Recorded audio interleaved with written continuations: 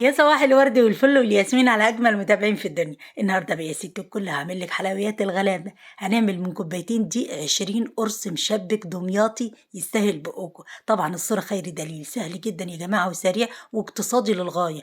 ازاي يكون مقرمش معاكي، وازاي برضه يكون بيدوب في بقك كده ذوبان. حاجه سهله خالص وهقولها لك في سياق الفيديو علشان المشبك ينجح معاكي وتعمليه بمنتهى السهوله يا ست الكل. الفيديو ده يا جماعة اللي جايب أعلى نسبة مشاهدات عندي، يعني قرب على المليون. النهاردة باحترافية هتعملي المشبك الدمياطي. يلا بينا، بس قبل ما يبدأ الفيديو نسمي الله ونصلي على الرسول. بسم الله الرحمن الرحيم. اللهم صل وسلم وبارك على سيدنا محمد أفضل خلق أجمعين. السلام عليكم مشاهدين محترمين، لايك وشير وسبسكرايب للصب مياسة. أتمنى يا جماعة تشيروا الفيديو ده بين أصدقائكم علشان تعمل الفائدة للجميع. وأتمنى المتابعين الجمال ينوروني على صفحتي الجديدة على الفيسبوك، واسيب لكم اللينك بتاعها في اول تعليق مثبت، واسيبها لكم برضو في صندوق الوصف. ويلا بينا يا ست الكل على الفيديو السهل البسيط اللي يقدر في متناول الجميع تقدروا تعملوه. مبدئيا كده هنعمل الشربات الاول علشان احنا عايزينه بارد وتقيل.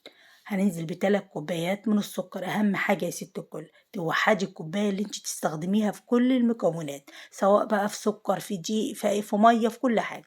هنبدا بثلاث كوبايات من السكر، وهننزل عليهم بكوبايه ونص من المية. لحد كده متفقين؟ مفيش أسهل من كده خالص. بعد كده طبعا قلت لك 3 كوبايات من السكر، هننزل عليهم بكوباية ونص من المية. بعد كده هننزل بعصرة نص ليمونة.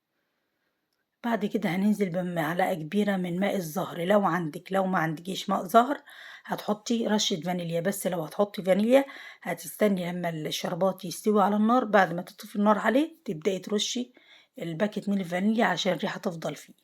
طبعا كلنا عارفين اللي بنشتري بيبقى ريحته مية زهر، عشان كده انا حطيت. وبعد كده معايا عسل جلوكوز، هنحط معلقة كبيرة هرمية. وايه هنا فايدة العسل الجلوكوز؟ فايدته حوالي تلات فوائد. اول فايدة فيه ان بيخلي الحلويات تبقى الصبحة معاكي لكذا يوم. وتاني حاجة ان بيخلي الحلويات فيها لمعة حلوة قوي.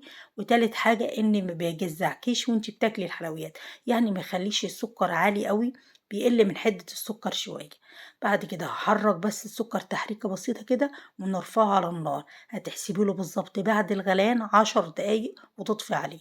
وده كان القوام بتاعه وهو لسه سخن. هسيبه يبرد تماما يا ست الكل، لازم يبرد تماما، لازم. مشبك بالذات يا ست الكل لازم الشربات بتاعي يكون تقيل وبارد. هو في الوقت ده قوامه لان كان لسه سخن، اما يبرد القوام بتاعه هيتقل.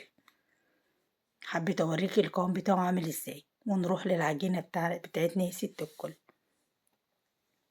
هنبدأ بكوبايتين من المية. احنا لو في الشتاء هتدفي المية، لكن لو في الصيف هتحطي مية عادية من الحنفية. انا دلوقتي الجو شتاء والجو برد فدفتها تدفية بسيطة. اوعي تسخنيها بزيادة علشان ما تموتش الخميرة منك يا ست الكل. بعد كده هننزل بربع معلقة صغيرة من الملح. وبعد كده هننزل بمعلقة صغيرة من الخميرة، وما كتريش خميرة عن كده علشان المشبك بتاعك ما يبقاش ريحته خميرة. وبعد كده هنقلب الخميرة كويس مع الملح. وهنبدأ نزل بالدقيق. الدقيق طبعا منخول. معايا كوبايتين من الدقيق مساح، يعني حضراتكم شايفين ان انا مساحة الكوباية مش هرمية. هننزل بكوباية في الأول وبعد كده نقلب. لما تختفي الدقيق في المية نبدأ ننزل بالكوباية التانية.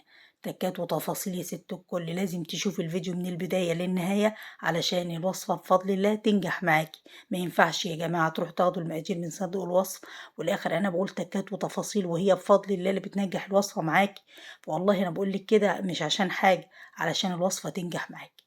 بعد كده بنزل بالكوبايه التانية مع التقليب المستمر. اهم حاجه تقليب مستمر كده علشان ما يبقاش العجينه فيها تكتلات معاكي. كل شويه هتجيبي الجناب برضو علشان تضمني ان الجناب ما فيهاش تكتلات.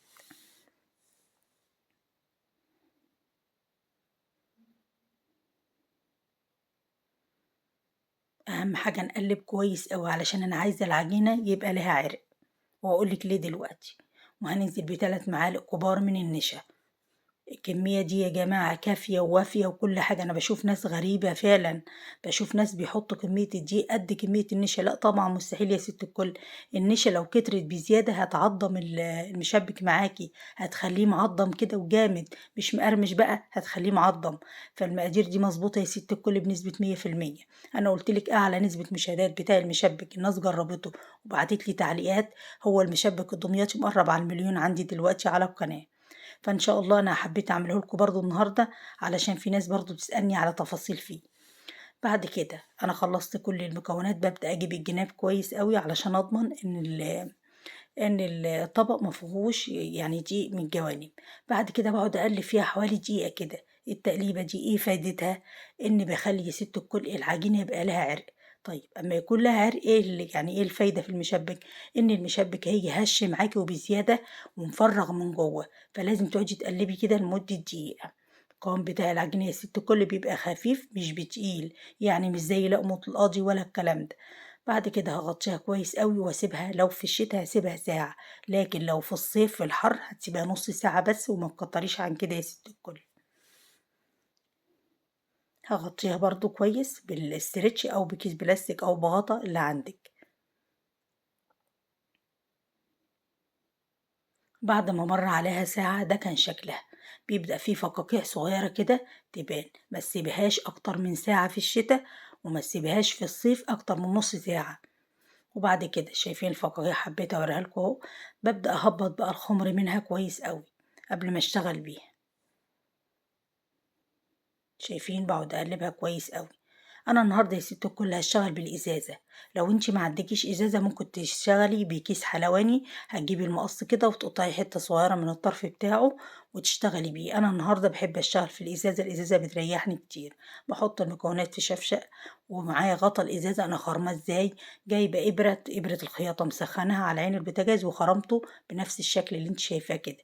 خلي بالك سمك الخرم هو اللي هيتحكم في السيور بتاعة المشبك معاكي، الخوط بتاع المشبك.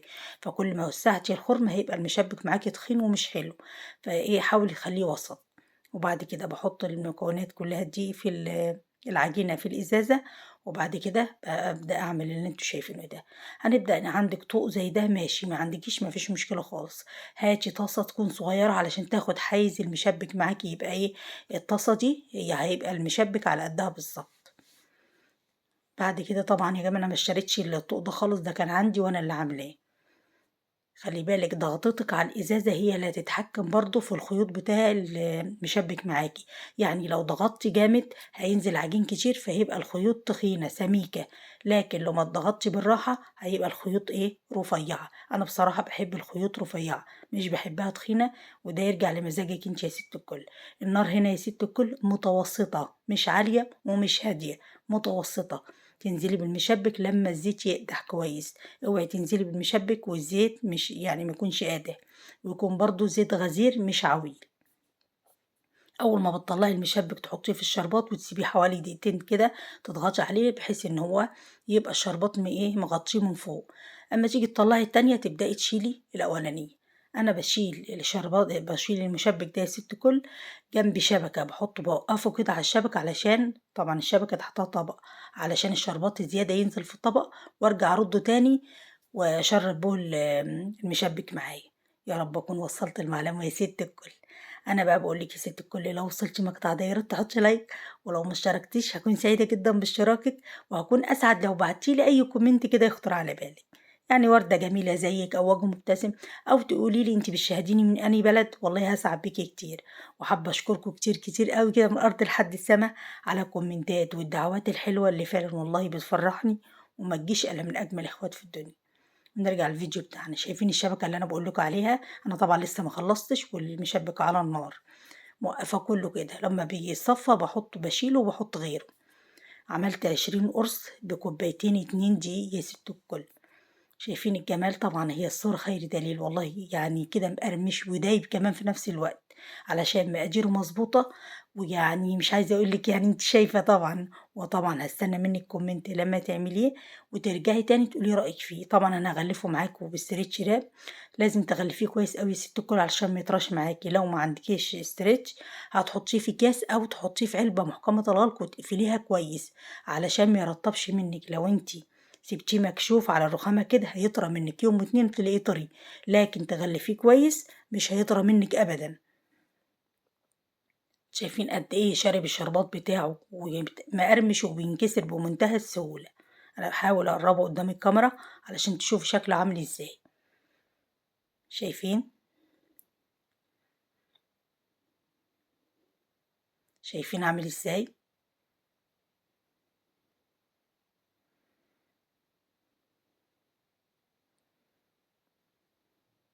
أنا طبعًا مش دي كل الكمية يا جماعة، أنا كنت سايبة كمية تانية عاملاها بالسكر البودرة، طبعًا مش بيبقى فيه لمعة زي التاني، بارُش عليه سكر بودرة أول ما يطلع على طول. لو أنتِ حابة، يعني في حد عندي يعني بيحب سكر قليل، فعلشان كده سِبت كمية وعملتها بالسكر البودرة. لكن الشربات طبعًا بيبقى أحسن كتير من السكر البودرة، لإن يبقى شارب من جوّه كويس أوي. بافضّل الشربات عن السكر البودرة. أنا حبيت أقول لِك يعني كل حاجة عشان ما حدش يقول لي هُم دول 20 قرص، لأ هُم 20 فعلًا. علشان طبعًا أنا عاملة السيور بتاعته مش سميكة، وهي طبعًا كده يعني أصح حاجة. شايفين الجمال؟ وتبدئي تغلفيها باسترتش كويس أوي، هيقعد معاكِ مقرمش من أول واحدة لآخر واحدة. واسيبكم في رعاية الله وأمانه، والسلام عليكم ورحمة الله وبركاته.